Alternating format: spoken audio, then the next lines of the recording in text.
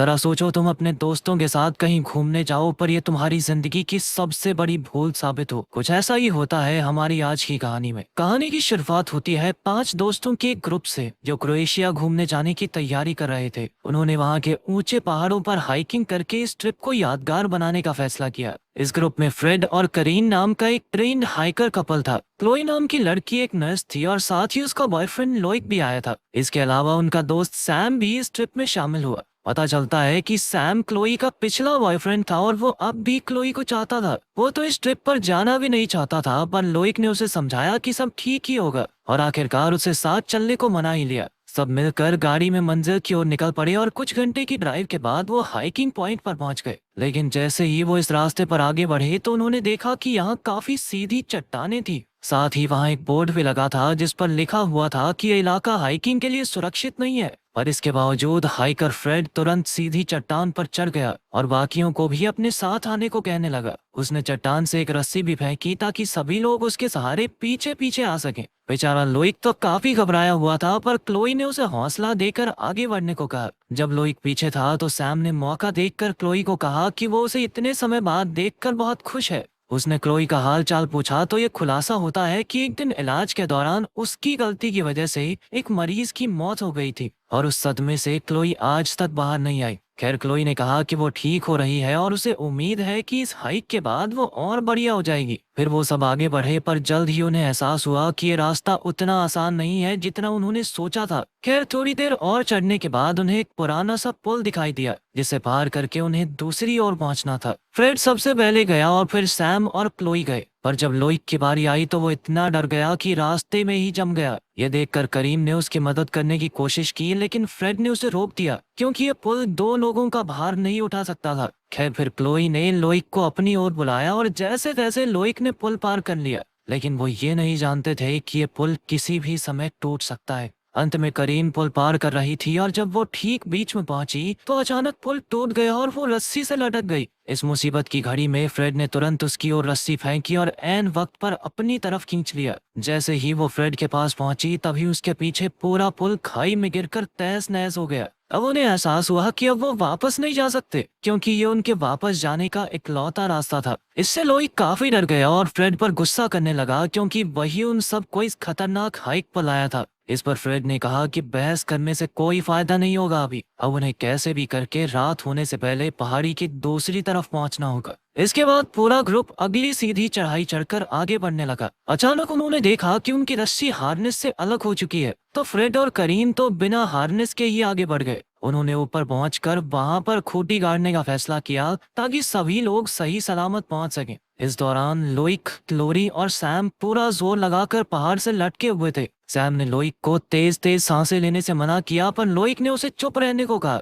असल में सैम अब भी क्लोई से प्यार करता था, इसीलिए लोइक को उससे जलन होने लगी थी। कुछ ही देर में अचानक लोइक का हाथ फिसल गया और वो हवा में ही रस्सी से लटक गया। इसके साथ ही सैम भी गिरकर लटक गया। तब क्लोई चाहकर भी उसकी कोई मदद नहीं कर पाई क्योंकि उसके मरीज की मौत उसकी आंखों के सामने आ गई और उसके हाथ पैर वहीं जम गए। उधर फ्रेड और करीन ऊपर जाकर किसी मजबूत पेड़ की तलाश कर रहे थे ताकि वो रस्सी बांधकर अपने दोस्तों को ऊपर खींच सके। इस दौरान अचानक फ्रेड का पैर एक शिकंजे में फंस गया और उसकी टांग बुरी तरह जख्मी हो गई। करीम ने उसे छुड़ाने की बहुत कोशिश की, पर इससे फ्रेड को और ज्यादा दर्द हो रहा था। फ्रेड ने उसे बाकी दोस्तों को ऊपर लाने को कहा ताकि वो सब मिलकर फ्रेड को आजाद कर सकें। इसके बाद करीम तुरंत पहाड़ी की चोटी पर पहुंची और रस्सी नीचे फेंककर अपने बाकी तीनों दोस्तों को भी ऊपर खींच लिया। वहीं दूसरी ओर फ्रेड जंगल में अकेला था जब उसे पास के पेड़ों में किसी के होने का एहसास हुआ और तभी उसके पैर में लगा हुआ शिकंजा और कसने लगा। उसी पल अचानक उसे किसी ने जोर से खींच लिया और वो चाहकर भी खुद को रोक नहीं पाया। आखिरकार जब उसके दोस्त वहां पहुंचे तो उन्हें फ्रेड कहीं दिखाई नहीं दिया। यहाँ तो सिर्फ उसके खून से सना हुआ शिकंजा मौजूद था। करीम को समझ नहीं आया कि जब वो मिलकर शिकंजे को नहीं खोल पाए तो फ्रेड अकेला उसे निकाल कर कैसे चला गया। उसे लगा कि कहीं फ्रेड आगे जंगल में खो तो नहीं गया और ये सोचकर वो काफी ज्यादा परेशान हो गई। खैर, अब फ्रेड के गायब हो जाने से उन सबको आगे के प्लान के बारे में सोचना था। डर के मारे लोइक तो कह रहा था कि उन्हें यहाँ से जल्द निकलने के बारे में सोचना चाहिए, मगर ये सुनकर करीन बहुत ज्यादा गुस्सा हो गई और उससे बहस करने लगी। तब क्लोई ने बीच में आकर उनकी बहस रुकवाई और कहा कि चाहे कुछ भी हो, जाना है, आगे बढ़ना है, हमें पहले फ्रेड को ढूंढना पड़ेगा। उसने कहा कि जल्द ही सूरज डूब जाएगा और सारी टॉर्च लाइट्स भी फ्रेड के ही पास हैं, इसीलिए वो उसके बिना आगे नहीं बढ़ सकते। इसके बाद सभी जंगल में फ्रेड को खोजने लगे। तब लोइक और सैम के बीच क्लोई को लेकर बहस छिड़ गई। लोइक ने उसे इस ट्रिप के बाद क्लोई की जिंदगी से चले जाने को कहा और सैम का मानना था कि क्लोई अब भी उससे प्यार करती है। ये सुनकर तो लोइक का खून खौल उठा और उन दोनों में जबरदस्त हाथापाई शुरू हो गई। उन्हें लड़ता देखकर क्लोई उन्हें छुड़ाने आई, पर वो अचानक फिसल कर एक कुएं में गिर गई। लोइक और सैम ने तुरंत उससे पूछा कि क्या वो ठीक है, पर सामने से कोई जवाब नहीं आया। कुएं में काफी अंधेरा था, इसलिए वो क्लोई को देख भी नहीं पा रहे थे। तब करीन ऊपर एक पत्थर से रस्सी बांधकर खुद कुएं में गई। वहां उसने देखा कि यहाँ तो शिकारियों ने जानवरों के लिए कई खतरनाक शिकंजे लगा रखे थे।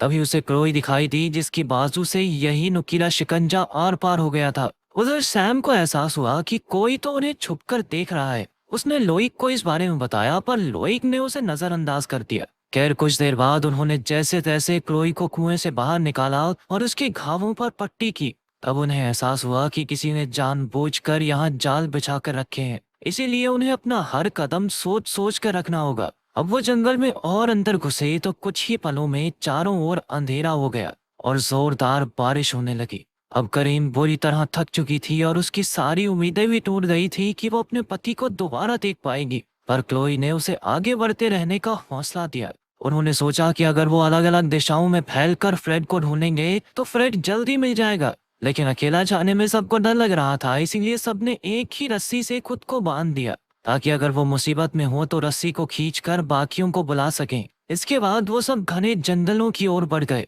कुछ देर बाद करीन की छाती में जोर से एक तीर आकर लगा और वो बुरी तरह जख्मी हो गई। इतने दर्द में भी उसने रस्सी खींचने की कोशिश की, मगर किसी ने रस्सी पहले ही काट दी थी। पर खुशकिस्मती से क्लोई चलते हुए उसकी ओर आ गई और करीन को देखते ही उसकी मदद करने दौड़ी, पर तभी अचानक कोई करीन को खींचकर दूर ले गया। बेचारी क्लोई ने उसका पीछा करना चाहा, पर लोइक और सैम ने उसे रोक लिया, क्योंकि आगे बढ़ना खतरे से खाली नहीं था। इसके बाद उन तीनों ने एक पेड़ के नीचे बैठकर खुद को शांत किया। तब लोइक ने कहा कि उन्हें फ्रेड और करीन को यहीं छोड़कर वापस लौटने का रास्ता ढूंढना चाहिए। आखिरकार सब मान गए और वो बारिश रुकते ही वापसी की ओर निकल पड़े। अभी रास्ते में उन्हें लकड़ी का बना हुआ एक छोटा सा घर दिखाई दिया और वो मदद की तलाश में उसके अंदर घुस गए। मगर उसके अंदर जो था उसे देखकर उनकी रूह कांप गई। एक बड़े से पत्थर पर फ्रेड नंगा खून से सना पड़ा था। क्लोई ने उसे बचाने की बहुत कोशिश की, मगर शायद उसके साथ इतनी बुरी तरह से अत्याचार हुआ था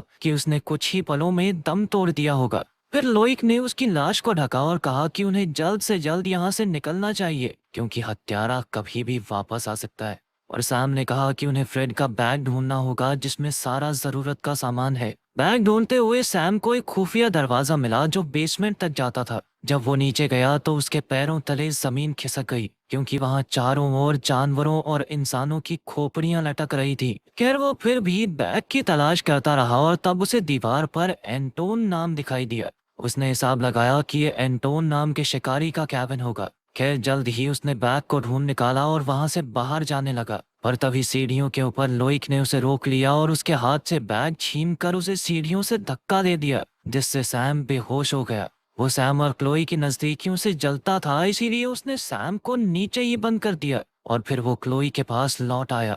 उसने झूठ कह दिया कि सैम तो उन्हें छोड़कर चला गया है, पर क्लोई को उस पर यकीन नहीं हुआ और वो सैम को यहाँ मरने के लिए छोड़कर जाने को तैयार नहीं थी। उनकी बहसबाजी के दौरान एंटोन करीम की लाश के साथ कैबिन में वापस आ गया। उसने क्लोई को एक ही बार में बेहोश कर दिया और फिर उसकी और लोइक की हाथापाई शुरू हो गई। जल्द ही क्लोई ने उठकर एंटोन पर हमला कर दिया, पर तब लोइक उसकी मदद करने की बजाय उसे वहीं कैबिन में छोड़कर चला गया और फिर एंटोन ने क्लोई पर जोरदार वार करके उसे दोबारा बेहोश कर दिया।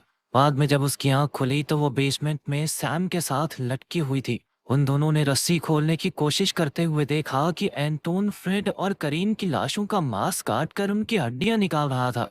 इधर क्लोई आजाद होने ही वाली थी कि अचानक एंटोन उसे मारने के लिए ऊपर ले आया। उधर लोइक जंगल में दौड़ता हुआ खो चुका था। वहीं सैम जैसे तैसे आजाद हो गया, पर एंटोन ने बेसमेंट का दरवाजा लॉक कर दिया था। ऊपर एंटोन क्लोई को चाकू से मारने ही वाला था कि अचानक लोइक वहां आ गया और उसने एंटोन पर पत्थर से वार कर दिया। इससे एंटोन को इतना गुस्सा आया कि वो अपना तीर कमान लेकर लोइक के पीछे जंगल में आ गया। इस दौरान क्लोई ने खुद को आजाद किया और सैम को बेसमेंट से निकाला। फिर उसने लोइक को बचाने का फैसला किया। उधर एंटोन ने लोइक की टांग पर तीर चला दिया जिससे वो बुरी तरह करहाने लगा, पर फिर भी वो उठ खड़ा हुआ और एंटोन का मुकाबला करने लगा। उसने पूरा जोर लगाकर अपनी टांग से तीर निकाला और एंटोन पर उससे वार कर दिया। फिर उसने एंटोन को कई बार पत्थर से मारा और रेंगते हुए आगे बढ़ गया, और अचानक चट्टान की चोटी से फिसलने की वजह से वो वहीं लटक गया। एंटोन ने दूर से ही उसे देखा और तुरंत वहां से भाग निकला। कुछ देर बाद क्लोई और सैम वहां आए और सैम अपना हाथ देकर उसे ऊपर खींचने लगा, पर तभी उसे याद आया कि लोइक उसे बेसमेंट में बंद करके भाग गया था। इसीलिए उसने जानबूझकर हाथ छोड़ दिया और लोइक खाई में गिरकर मारा गया। अपने बॉयफ्रेंड की मौत पर क्लोई फूट फूट कर रोने लगी और सैम ने उसे गले लगाकर शांत किया। तभी पीछे से एंटोन ने एक तीर सैम के सर के आर पार कर दिया जिससे उसकी मौके पर ही मौत हो गई। अब क्लोई के दिल में गुस्से और बदले की आग जल रही थी और वो चाकू लेकर एंटोन की ओर दौड़ी। एंटोन ने भी तुरंत उस पर हमला कर दिया, पर अचानक क्लोई ने उसका नाम चिल्लाया और वो पीछे हट गया। फिर उसने चाकू से एंटोन पर जबरदस्त वार करके उसे मार गिराया, पर अभी वो पूरी तरह मरा नहीं था। अब वो आखिरी वार करके एंटोन का काम तमाम करने ही वाली थी कि वहीं वो मरता हुआ मरीज उसकी आंखों के सामने आ गया। क्लोई एंटोन को वहीं छोड़कर भाग निकली और केबल तार के जरिए दूसरी ओर जाने लगी, लेकिन अब भी खतरा टला नहीं था। इधर एंटोन चाकू लेकर केबल के पास आया और अभी क्लोई रास्ते में ही थी कि एक जोरदार आवाज आई और चारों ओर अंधेरा हो गया। इसका मतलब था कि एंटोन ने केबल काट दी थी जिससे क्लोई की भी मौके पर ही मौत हो गई। बताया जाता है कि कई साल पहले एंटोन नाम का एक 5 साल का लड़का अगवा हो गया था, लेकिन कोई भी आज तक उसे ढूंढ नहीं पाया। ये एक सच्ची कहानी है और इस इलाके में हर साल न जाने कितने लोग गायब हो जाते हैं। अगर वीडियो पसंद आई तो लाइक कर देना, चैनल को सब्सक्राइब कर देना। मिलते हैं अगली वीडियो में।